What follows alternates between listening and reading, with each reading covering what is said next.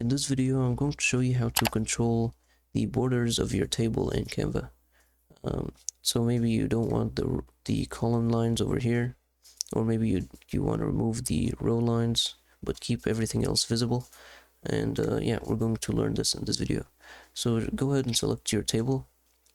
So if you're on mobile, you can just click on the very edge of your table, and that will select it. Without selecting any of the inner cells. So if you see this highlighted around only one cell, then this is not what we're aiming for. We want to select the whole cell. So you can also do this by clicking on the first cell of your table and then shift clicking on the last cell, and then we'll select everything in between. And once you have your whole table selected, go ahead and click on the border icon at the top bar, and then here you'll see a bunch of selection options.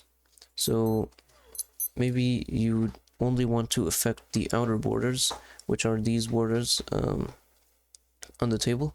So just click on that, and now you can change any properties on just those borders. So maybe you want those borders to be a little thicker, and as you can see, only those outer borders are being affected. And if you want to change the inner borders, just click on the inner borders. You can also multi-select, so you can select 3 at a time, or 5, or however many you need. So let's just adjust the inner borders here. So as you can see, adjust only the inner borders.